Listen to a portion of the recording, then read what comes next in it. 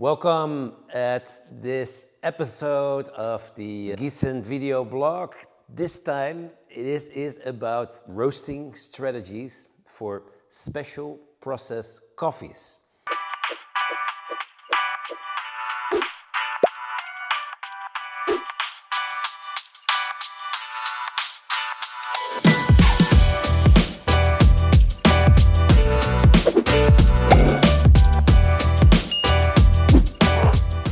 First, what are special process coffees? These are coffees that are produced and processed usually with special fermentation and special drying protocols. The fermentation protocols, those really started to become popular, to start taking off in the last few years. And I'm of course very excited and also humbled by this, because as a coffee producer in Panama, I really started to explore and now also embrace these special process protocols. First, there are two directions you can take these processes.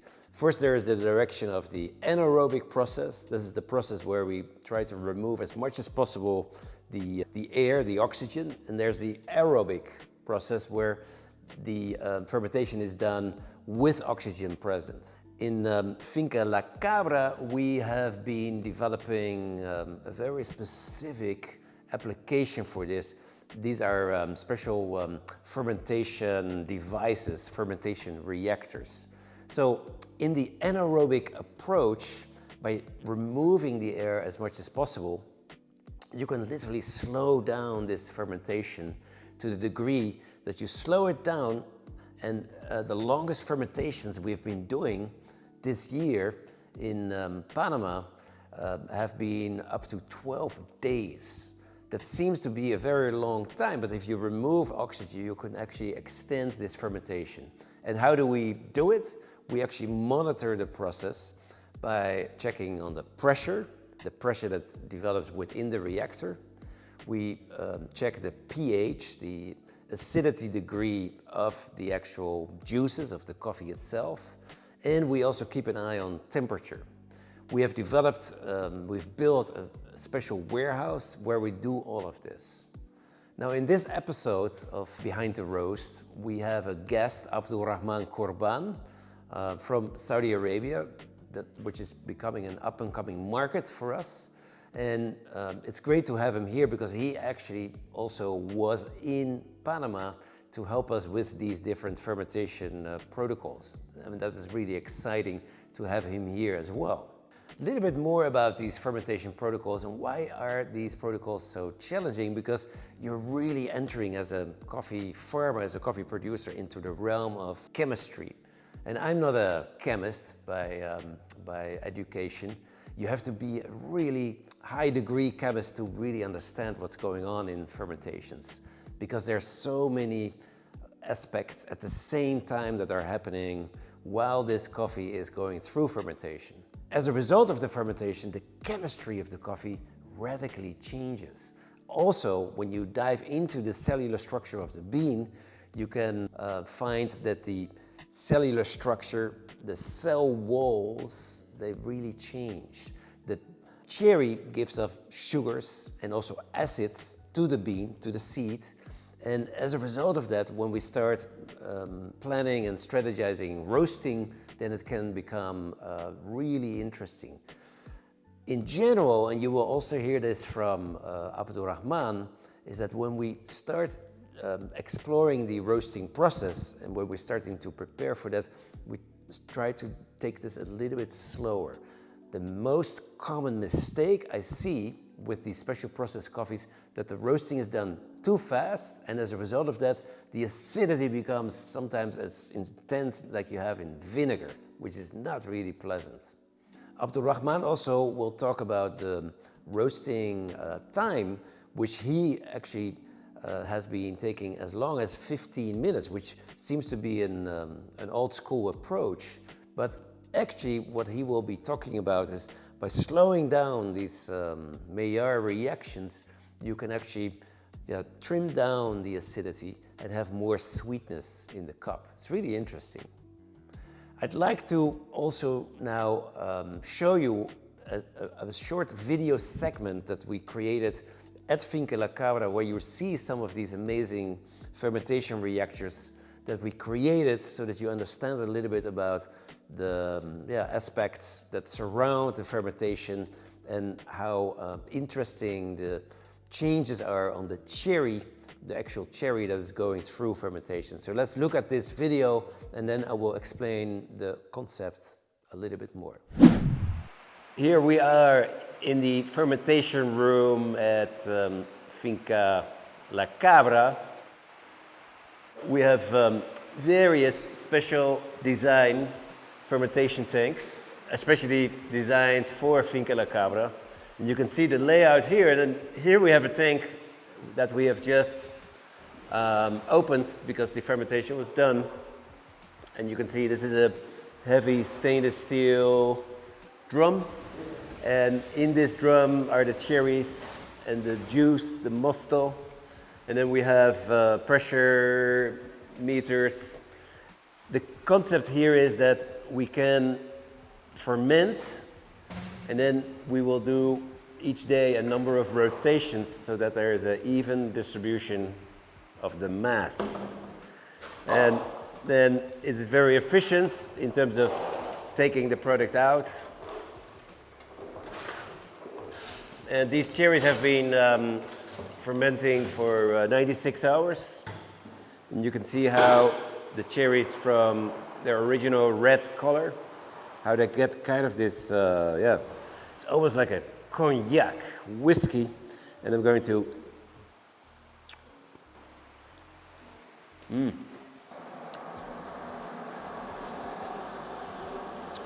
they almost have like a alcoholic flavor. It is kind of, and I'm saying alcoholic because I can taste like a intense acidity, and it is a little bit like an alcoholic aftertaste. Now let's go what they're doing now. Let's check it out, because now they're taking the cherries that have been fermenting for about 4 days, and they're depulping them to collect the depulped product so that that can be dried. And this parchment that we have been now preparing is then going to be dried. And that's in short, you know, there are numerous possibilities to do the fermentation. We can do them as cherries only and then dry the cherries, or we can do that as cherries, then depulp and then ferment, or we can do it as cherries, fermented cherries for 96 hours, then depulp and then dry. There's unlimited variations. Plus, we could add other products into the tank, which we haven't been doing yet.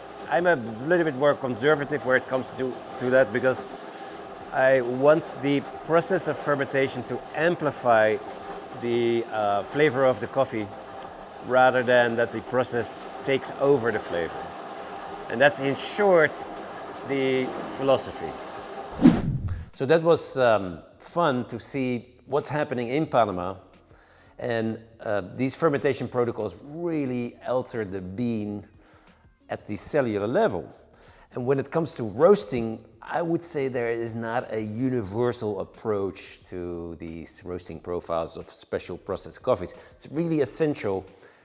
I would recommend to set a benchmark, a baseline profile, and then to start varying your roasting times, maybe do some faster roasts and some slower roasts, and to compare the flavor profiles against one another, because we can often find interesting differences, interesting results. Like right now, I'm tasting a coffee that from Finca La Cabra, with an elevated level of fermentation.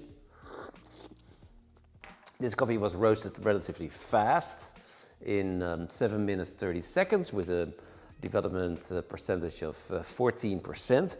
If I taste this, it has a little bit of a floral note, a nice fruit, but the acidity is a little bit more towards the sour side.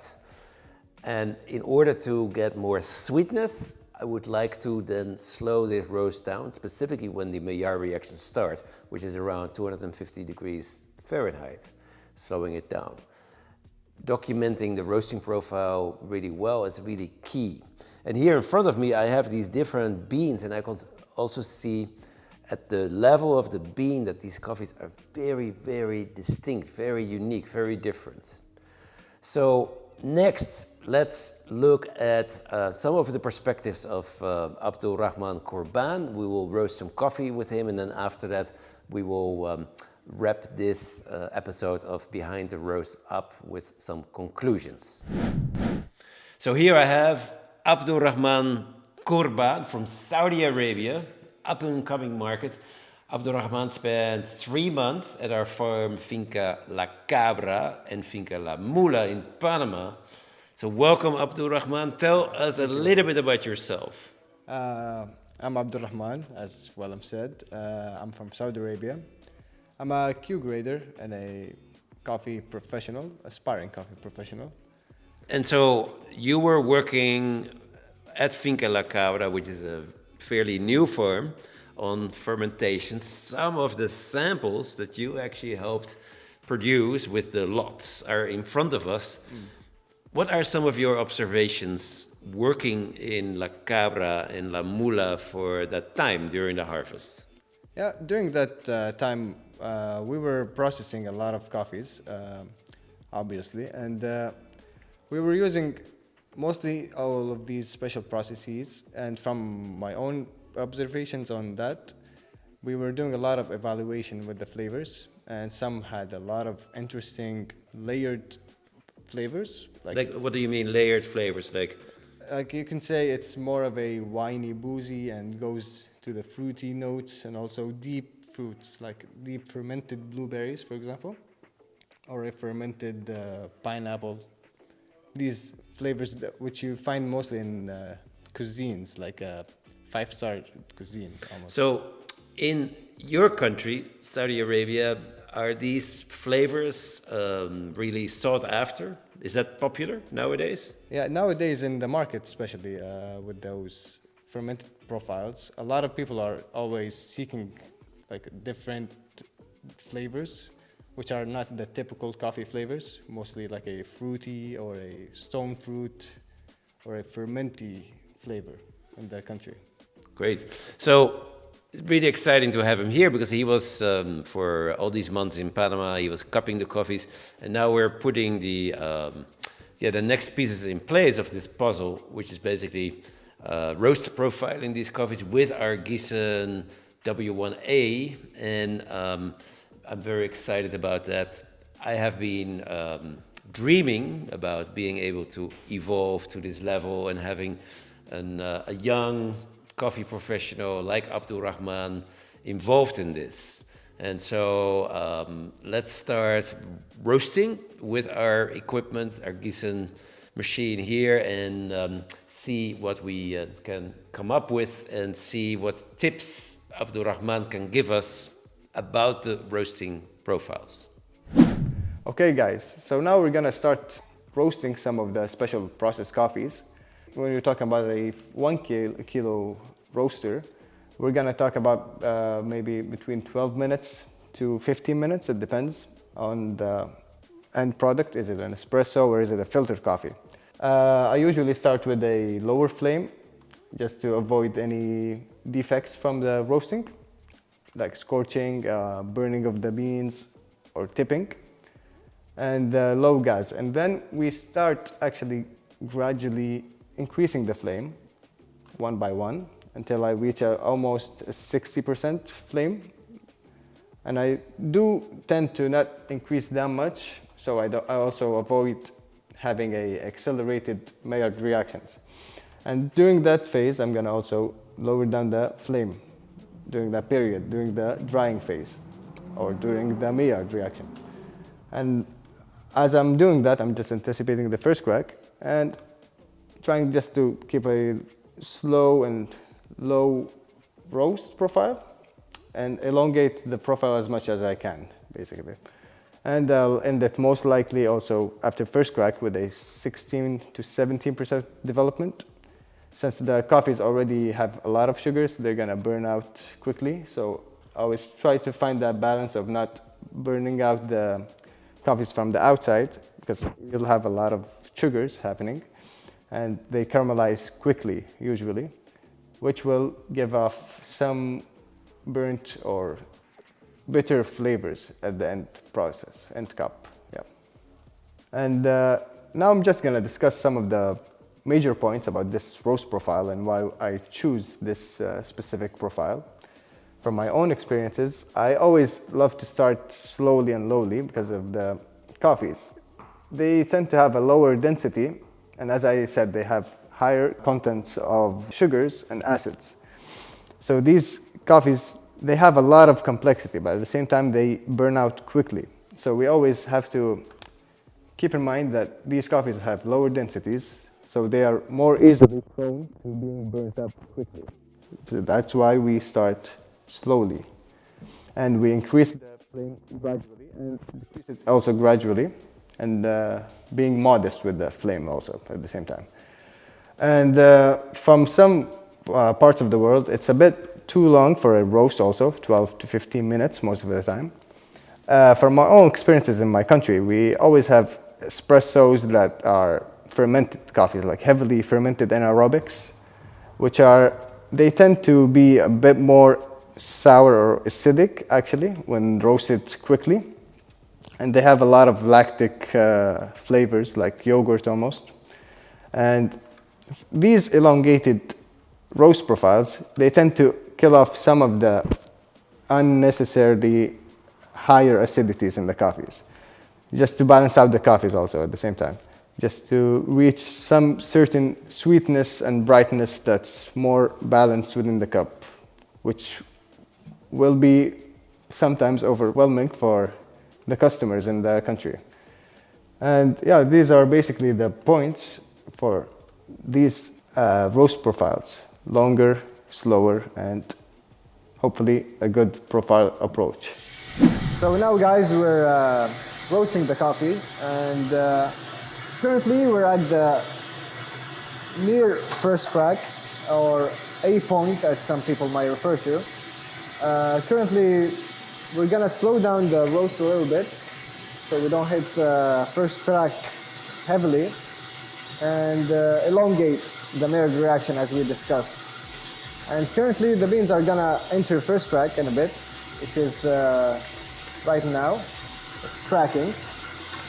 And we slowed down the roast profile already. And we're gonna leave it for 1 minute and 30 seconds just to get that color that we're looking for also. Now we're just gonna start checking the beans every couple of seconds to ensure that we don't burn the beans by mistake.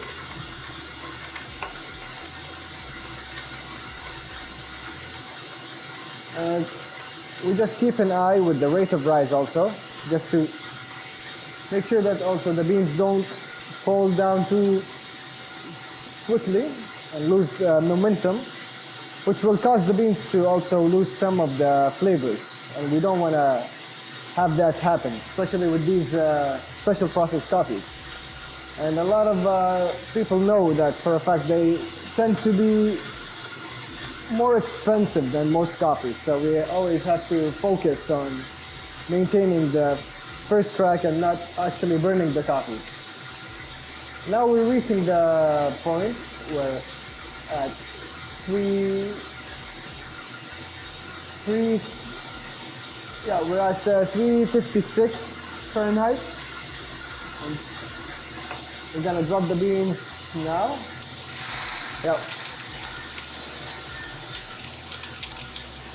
And this is a development of 15.5%, which is a little less than usual, but it's always better to experiment with these coffees just to understand the differences about the flavor profiles you get from different development percentages. And sometimes you might be shocked by how good these profiles might be. And the best way to know is just to actually try different approaches. Even if you, by mistake, maybe went a bit too off the target, you can at the same time get a accident that's one of the best accidents of your entire career. So yeah. So this was an interesting episode. I think you have been able to grasp how vast and challenging this whole field, this whole terrain of special process coffees is. And I feel lucky that I can explore this from the tree, from the harvest, up until processing, until roasting, and then in the cup. Here I have re-roasted that coffee that was roasted before a bit fast. Now we've taken it a lot slower to Abdul Rahman's recommendations, as slow as 13 minutes. That's very different, but still I have a development of 15 to 16%. And now I can taste a lot more sweetness, less acidity. And that's how you can modulate these flavor profiles really well of these special process coffees. So good luck with your own experimentation. Drop me an email or a message when you have specific questions. And feel free also to explore the coffees from Finca La Cabra, fincalacabra.com. And you can also find more at lamulacoffee.com.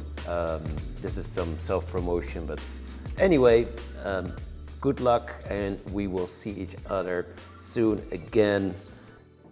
Cheers.